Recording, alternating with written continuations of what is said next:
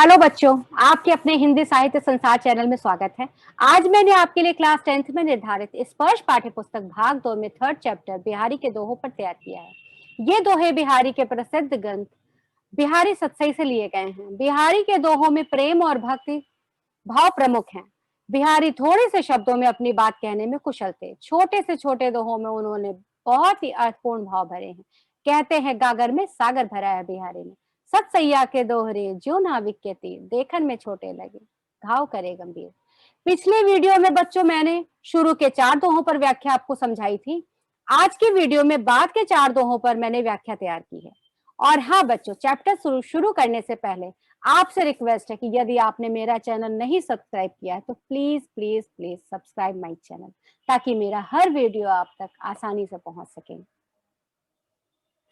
तो आइए चैप्टर शुरू करते हैं।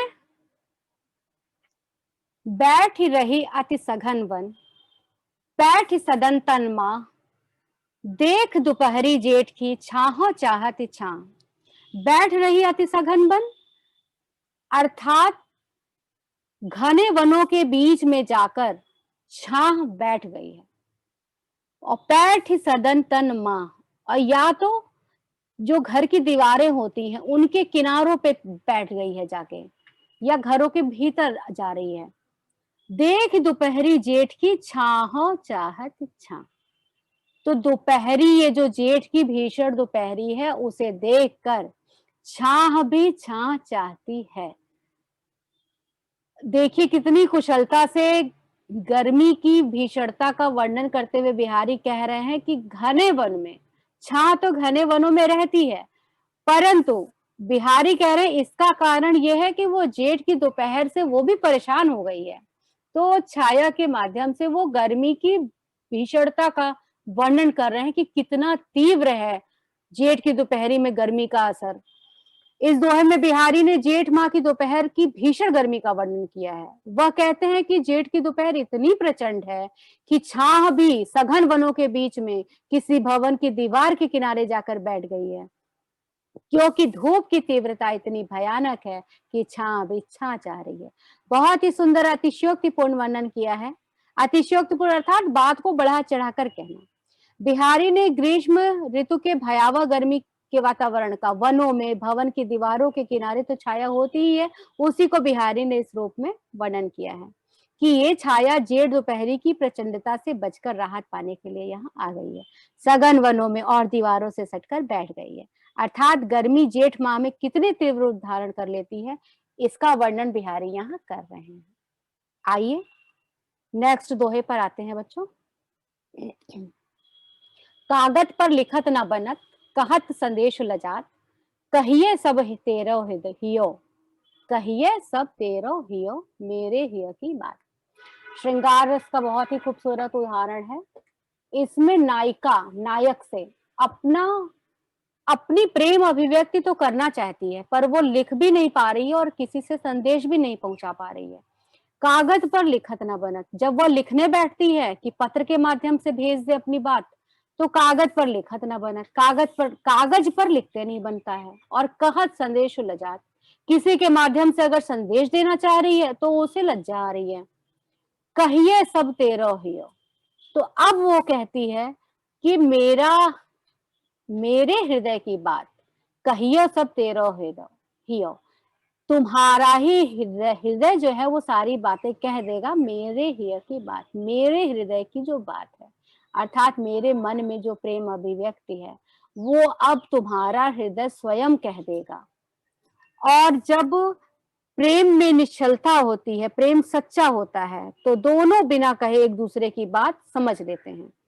तो एक तरह से बिहारी एक निश्चल प्रेम की भी बात सामने रख रहे हैं कि उन दोनों का प्रेम इतना पवित्र है, इतना निश्चल है कि नायिका को ये यकीन है कि वो नहीं कहेगी तो भी बिना कहे नायक उसके हृदय की बात समझ लेगा।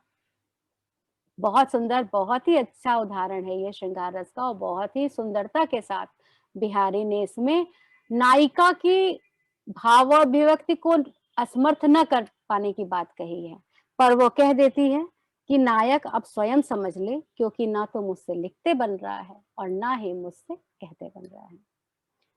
आइए बच्चों, अब नेक्स्ट दोहे की तरफ बढ़ते हैं। भक्ति का बहुत ही खूबसूरत उदाहरण है।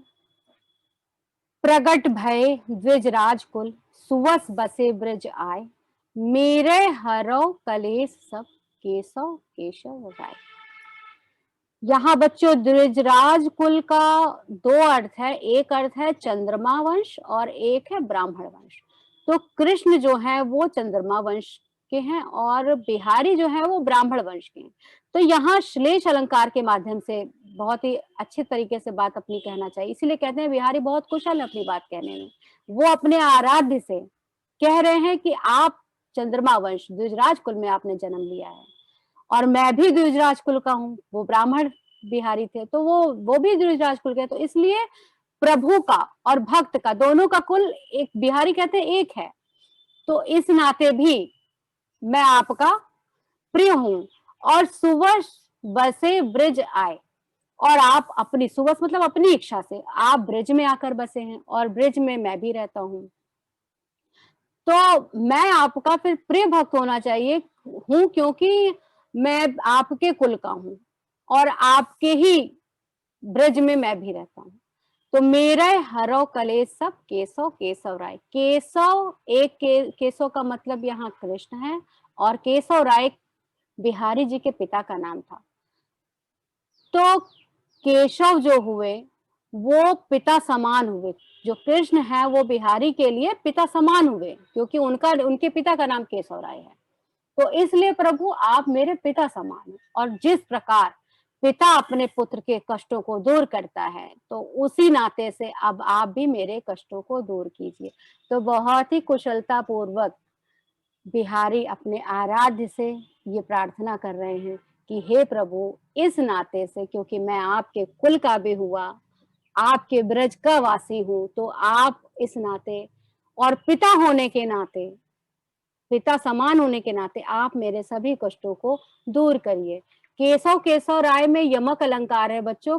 यमक अलंकार वहां होता है जहां शब्द तो दो बार प्रयुक्त होते हैं परंतु उनका अर्थ अलग अलग होता है। तो यहाँ केशव का मतलब कृष्ण है और यहाँ केशव का मतलब केशव राय उनके पिता का नाम है। और श्लेष वहां होता है जहां शब्द एक होता है और अर्थ दो होते हैं। द्विज राजकुल यानी चंद्रमा वंश और ब्राह्मण वंश। तो ब्राह्मण कुल और चंद्रमा वंश दो अर्थ निकल रहे हैं, तो यहाँ श्लेष है।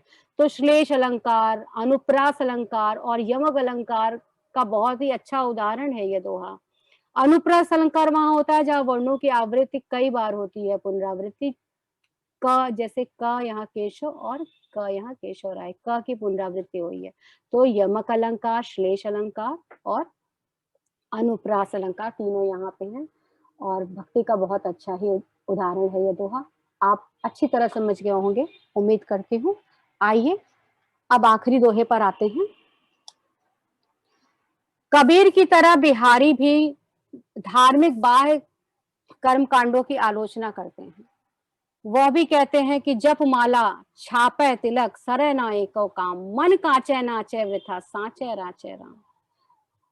माला जपने से, छापा वस्त्र पहनने से, तिलक लगाने से सरे ना एको काम, कोई भी काम नहीं संभव है, कोई भी काम नहीं होगा। अगर आप सोच रहे हैं कि आपने माला जप लिया, आपने छापा वस्त्र पहन लिया, तिलक लगा लिया, मतलब भक्ति का ये रूप, केवल ये बाह्य आडंबर जो है इसी से केवल प्रभु प्रसन्न नहीं होंगे।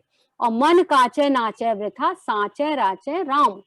मन जो है आपका, ये जो कच्चा मन है, अगर मन कच्चा है तो केवल आप ये चीजें कर लेंगे और सोच रहे हैं कि प्रभु का आशीर्वाद आपको मिल जाएगा और आपके सारे काम संपूर्ण हो जाएंगे, तो व्यर्थ है। बिहारी कहते हैं सच्चा हृदय जो है साचे राचे राम, सच्चे हृदय में ही राम निवास करते हैं। और अगर मन कच्चा है, कच्चे मन से आपकी भक्ति भावना है, तो आप ये जो ऊपर जो जितने भी धार्मिक व्यवहार हैं, आचरण है, वो आप करेंगे तो उससे आपका काम संभव नहीं है। उस इनके साथ साथ सच्ची भक्ति भाव जरूरी है। और अगर सच्ची भावना, भक्ति भावना अगर होगी तो ये चीजें अगर आप नहीं भी कर रहे हैं तो भी आपके सारे काम संपन्न होंगे और प्रभु का आशीर्वाद वो आपके हृदय में निवास करेंगे। भक्ति का बहुत ही खूबसूरत उदाहरण है। बहुत ही तीव्र आलोचना की है उन्होंने धार्मिक बाह्य कर्म कांडों की। धार्मिक कर्म कांडों की आलोचना करते हुए वो कहते हैं, वो कड़ी निंदा करते हैं और कहते हैं कि आपका हृदय सच्चा होना चाहिए। कबीर ने भी लिखा है, माला फेरत जुग भया, मिटा न मन का फेर, कर का मन का फेर के, मन का फेर, मन का मन का फेरिए। अर्थात ये जितने बाह्य आडंबर हैं, बिहारी इन सभी को व्यर्थ मानते हैं। उनका मानना है यदि सच्ची भक्ति भावना है तभी हृदय में राम बसेंगे, बाकी सारी चीजें व्यर्थ हैं। बच्चों, उम्मीद करती हूँ बिहारी के दोहे आपको बहुत अच्छी तरह समझ में आ गए होंगे। उनके दोहों में जो सुंदर भाव हैं, जो भावनाएं हैं, जो वो अर्थ कहना चाहते हैं, वो आप समझ गए होंगे।